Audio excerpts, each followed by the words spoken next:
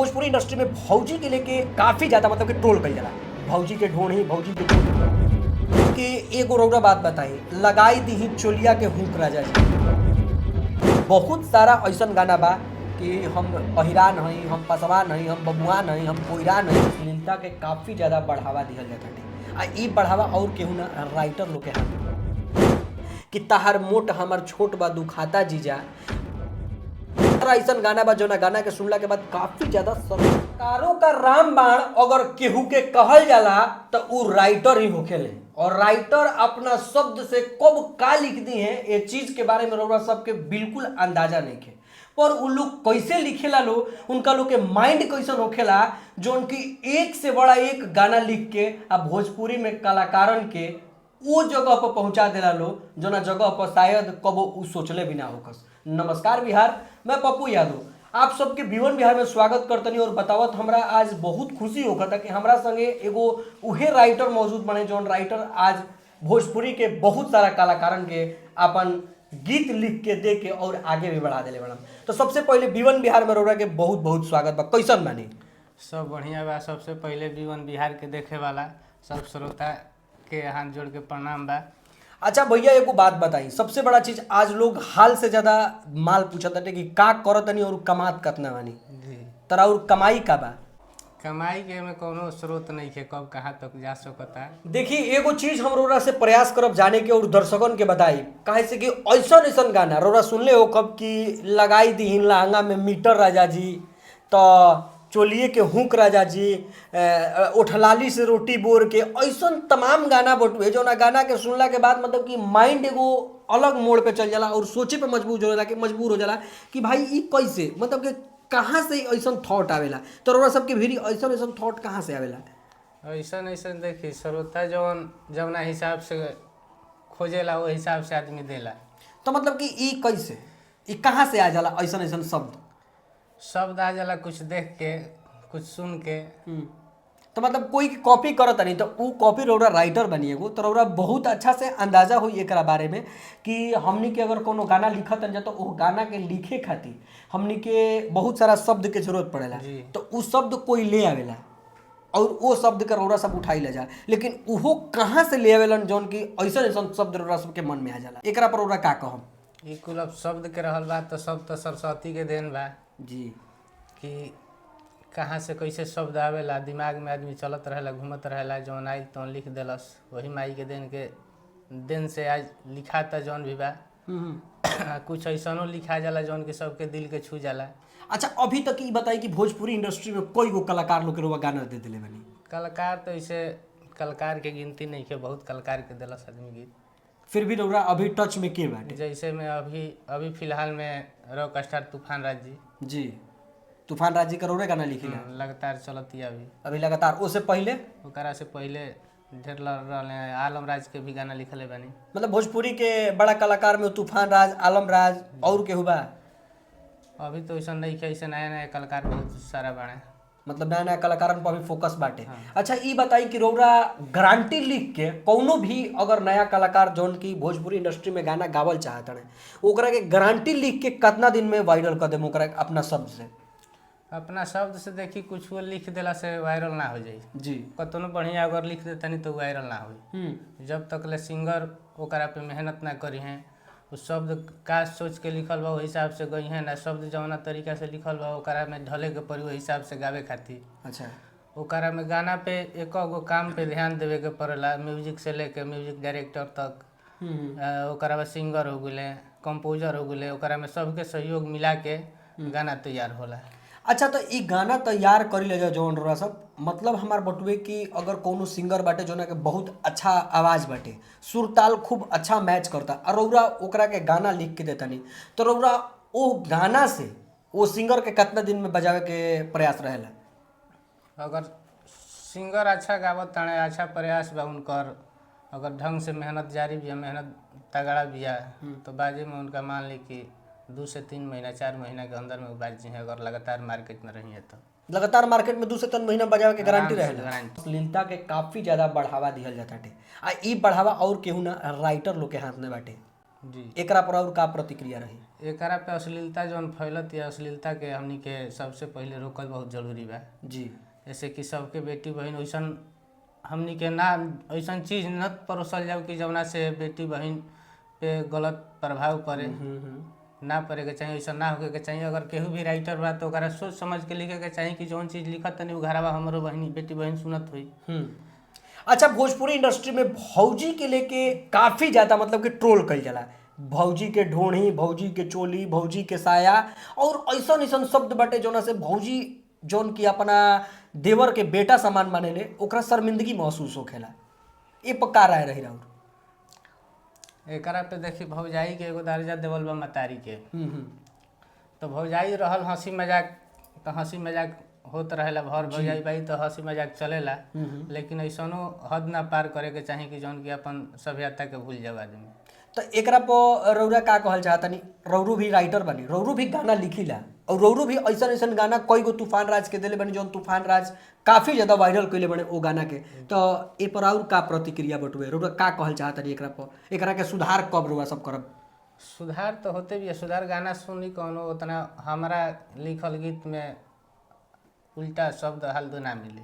अच्छा, ऐसने कोनो बाई से को कुछ गीत बाई से जौना में उल्टा शब्द ई रहेला। काहे? ई मतलब काहे आवेला? उल्टा शब्द बने काहे आवेला? मजबूरी का बा एकर? उल्टा रहेला लेकिन वो दू अर्थी में रहेला। लोग अपन उल्टा समझ जाते हैं तो ओकर बात अलग भी है। जैसे में कि एगो बात हो गई, बोतल हो गई तो केहू बोतल कहता, केहू शीशी कहता। बात इहे भी है। अच्छा, मतलब कि हमनी के भोजपुरी दू अर्थी आशा तो दू अर्थी भाषा हटे तो दू अर्थी लोग समझ लेवेला। मतलब कि एगो रौरा बात बताई, लगाई दीही चोलिया के हुक राजा जी, ई एगो गाना हो गई।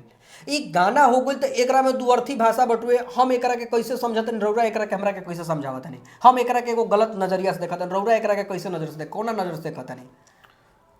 देखी राइटर कोनो भी गीत लिखे लें तो पहले देखे लें कि हाँ गीत में मान ली कि का त्रुटि बिया, कैसन संदेश पहुंचता है वो गीत। जैसे कि मान ली कि लिखत आदमी गीत तो ओकरा से अगर 10 आदमी सुनता तो ओकरा से वो गीत से प्रभाव भी पड़ता, वो लोग पे प्रभाव पड़ता, केहू के सही के प्रभाव पड़ता, केहू के गलत प्रभाव पड़ता। लेकिन सही पे ध्यान सबके हल देना जाला। जैसे कि हमार ना गुला, हम लगाई दी चोलिया के हुक राजा जी जौन बात कहनी है, ई गाना हमरा अश्लील लगता, अशुद्ध लगताटे। ई हम एकरा के गलत नजर से देखत नहीं, रौरा एकरा के सही करके बताई। मान ली कि जैसे बाटे गाना की लगाई दी चोलिया के हुक राजा जी, जैसे रवा कहनी है तो चोलिया के हुक राजा जी, तो हमनी के जौन की चोली बा, चोली के आदमी आज के डेट में सब आदमी कहते चोली चोली चोली के आता ना प्रचलित कर दिल बा कि चोली के आदमी गलत शब्द मान लगता है, गलत चीज मानता है चोली। चोली हमनी के जौन की सभ्यता में बाटे, हमनी के जौन की संस्कार में कि चोली या घघरी पहना जाला। केहू कहेला, गर्व से कहेला कि हाँ चोली घघरी, केहू कहेला जी। लेकिन एकरा के आदमी उतना फैलैले बने, एकरा के फुहरपन एकरा मेनू कहल मत जा।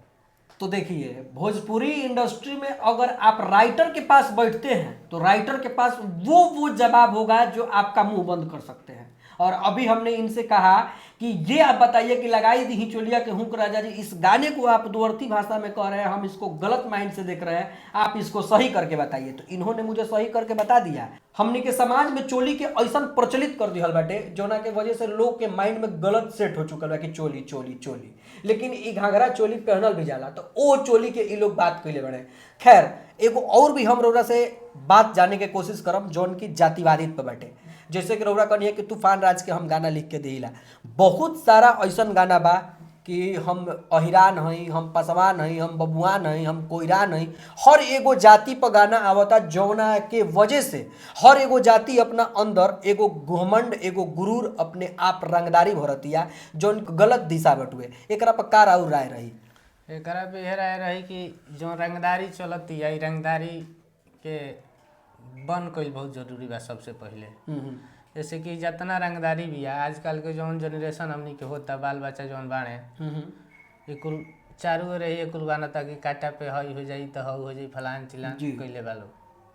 तो एगो चीज, स्कूल के बैग उठावे से पहले लड़का कट्टा पिस्टल भी उठा लेता है। ई गाना के कारण ही बा, गाने के कारण बा। इससे हमनी के अगर बचावे के बा, हमनी के भोजपुरी के चाहे हमनी के संस्कृति सभ्यता जौन बिया, हमनी के कल्चर जौन बिया, अगर के बचावे के बाद यही सब पे तनी बैन करे के पड़ी, रोक लगावे के पड़ी। तो इके रोक लगा सकता है। ई रोक लगा सकत ताने राइटरे लगई है, म्यूजिक डायरेक्टर लगई है, गावे वाला सिंगर लगई है। एकरा में मतलब सब लोग रोक लगावे के पड़ी। सबके लगावे के पड़ी, सबके सहयोग करे के पड़ी, सबसे ज्यादा सुने वाला लोग के ये लोग के कम करे के पड़ी। अब मान ली कि रवा सुनबे ना करब तो हम काहे लिखब, चाहे वो सिंगर काहे गई हैं।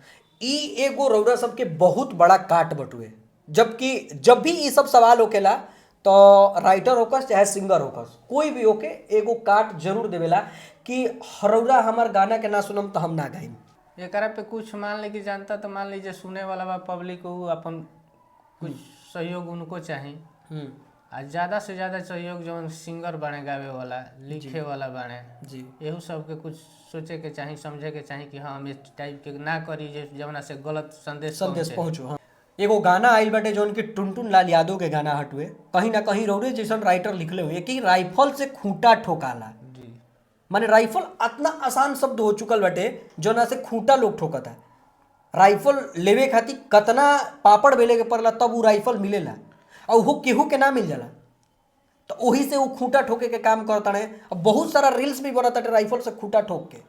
देखी जे ठोकत है ओकरा के ठोके दी, लेकिन अपना आप पे हमनी के तो अपन कोशिश बाजारी बा ई है कि हमनी के कुछ ऐसा कुछ मार्केट में ना दी जाए जौना से गलत संदेश पहुँचे, चाहे केहू गलत कहे, कहीं भी हमनी के गाना होके कहीं भी बाजे जी, वो टाइप के आदमी सोचेला कि लिखे कि कहीं घर परिवार कहीं भी बाजे।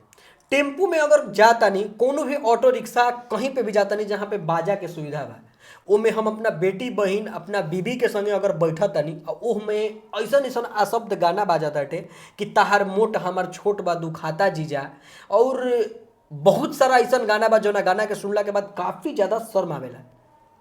बात रौरो भी बैठल होखम अपना बीबी बाल बच्चा केहू के संगे, त का ई शब्द के प्रयोग करे के चाही? का भोजपुरी में ई सब चीज के हमनी के ले आवे के चाही? ना, इस सब पे कुछ कंट्रोल करे के चाही, ऐसन माने गावे के चाही, ऐसन कुछ मार्केट में भेजे के चाही कि रहे कुछ ओकरा में ऐसन चीज रहे, लेकिन जी पूरा एकदम खोल के जब जते ये उघार कर देव तो रहिए का जाइए। जी। अच्छा ये बताइए कि अभी इलेक्शन के माहौल चलत हटे, बहुत एकदम जोरों शोर से तैयारी चलत या दोनों तीनों पार्टी जौन भी पार्टी बड़ी से एकदम तैयार खड़ा बाई सा, रौरा ए बार केकर सरकार बनावल चाहता नहीं? अब देखी सरकार के रहल बात तो सरकार जे काम करी, जे अच्छा काम करी ओकरा के चुनल जाई। अच्छा काम रौरा नजर में के करत हटे? नजर में अभी में केकरा के कहल जाऊ जे अब तते खाई के फेरा में रहता। अच्छा एकरा तो मतलब के अच्छा का खोई जा। जी जी। तो अच्छा रौरा बताई कि रौरा नजर में सरकार कौन बेटर बिया, कौन सरकार के लेवे के चाहिए? सरकार में हमारा देखे से ये करे के चाहे कि सरकार मान ली कि 5 साल इनका के देखनी कुछ ना कोई तो अगला देखल जाओ। मतलब अगला के देखे के रौरो बात कहत है। हाँ, अगला देखल जाओ, अगर उहो ना देखिए तो उनको के छोड़ के फिर अगला पे देखल जाई। ये बहुत अच्छा संदेश बाटे और बहुत अच्छा सोच बाटे। हर लोग के मन में ई संदेश पहुंचे के चाहिए कि हर साल हमनी के सरकार के बदले के चाहिए। राउर ई मतलब कि मकसद बा। तो देखी अभी हम एगो राइटर से सवाल जवाब कोई जोना में हर एगो सवाल के जवाब मुंह तोड़ हमरा के मिलल है, लेकिन इमे का गलत बा का सही बाटे रौरा सब ओकर जवाब जरूर देम। बाकी हमार सवाल करे के फर्ज बा, इन्हा के जवाब देवे के फर्ज बा। बाकी जो भी गलती होगी ओकरा के हम माफी चाहता नहीं। बाकी आगे आप सबके ऐसे ही वीडियो मिलत रही तो हमारा चैनल के सब्सक्राइब करी, फॉलो करी और ज्यादा से ज्यादा इस वीडियो के शेयर करी।